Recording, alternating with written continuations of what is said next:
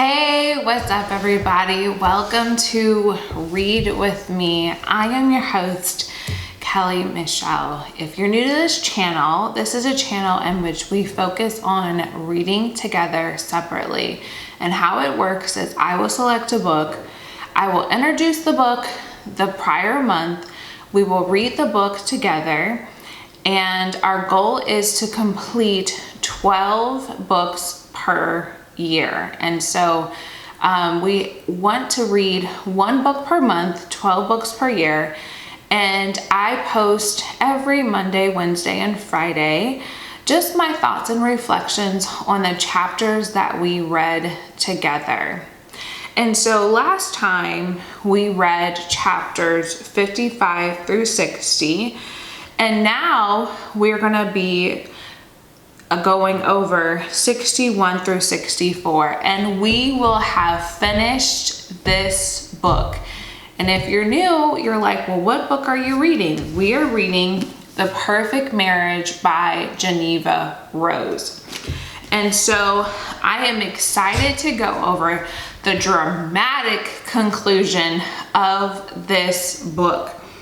And just as a disclaimer, if you have not gotten up to this point of reading the last chapter 61 through 64, there are going to be spoiler alerts within this video. So I really encourage you, if you do not want to know what happens at the end, for you to go ahead and finish reading this book. So here we go. Without further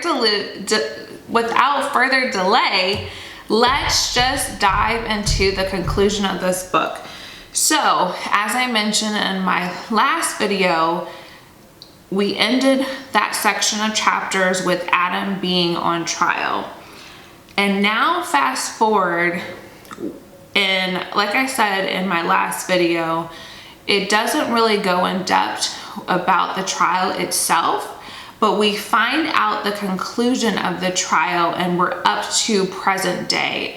And it starts with saying 11 years later.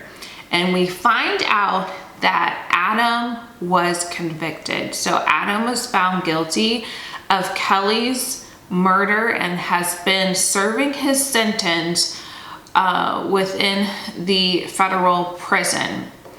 And now we get a glimpse into the repercussions of him being convicted, which is he is going to die via lethal injection. Sarah is at the prison the day of his lethal injection, is having a conversation with Adam before this happens. So we find out that, let me go back.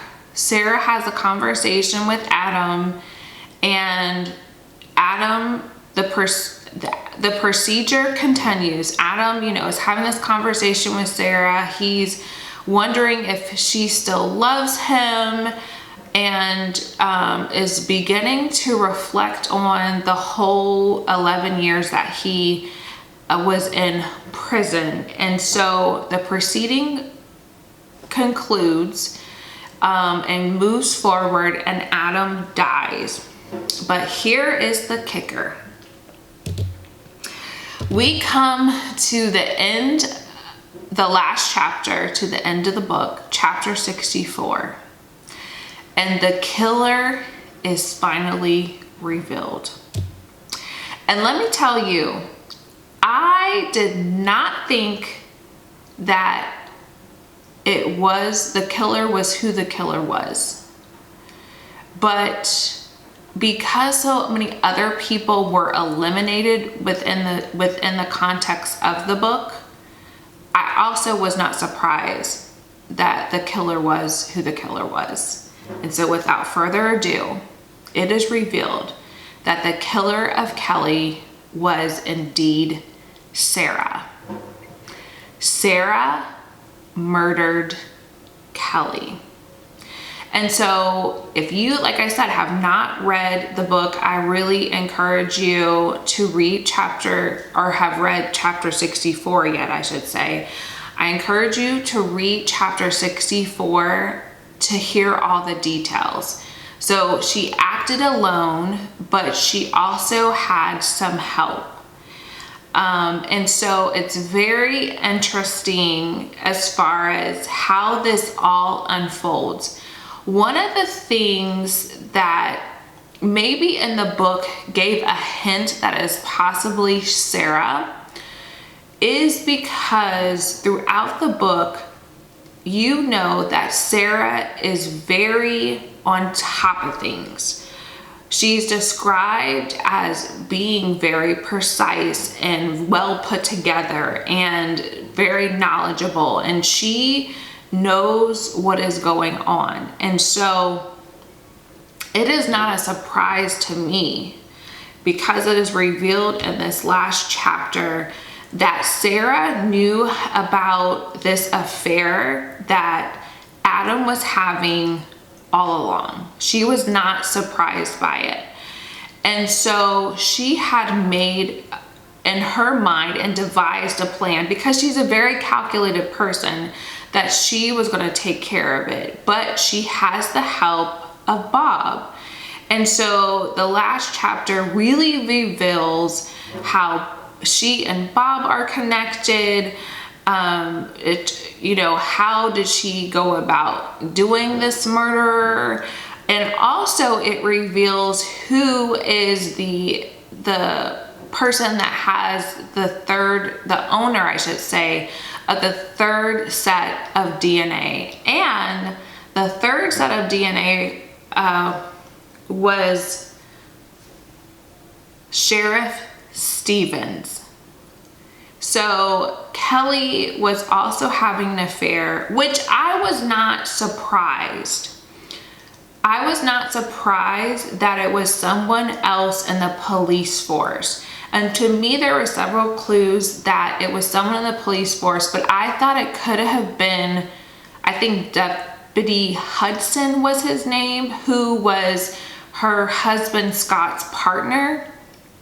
I think I was leaning more towards it was probably him, but I had a feeling that it was probably someone within the police task force, because of how they were very unresponsive, wanted to close the case as quickly as possible, and how they did not really want to explore the third set of DNA. So there you have it. That is the conclusion of the book. I hope that you enjoyed reading The Perfect Marriage by Jeneva Rose with me. I thought it was a very interesting story. It was definitely a page turner. It definitely kept my attention. But I want to hear your comments. Did you enjoy the book? Did you think that Sarah was the killer? What do you think about the results of who had the third set of DNA? So I definitely want to hear from you.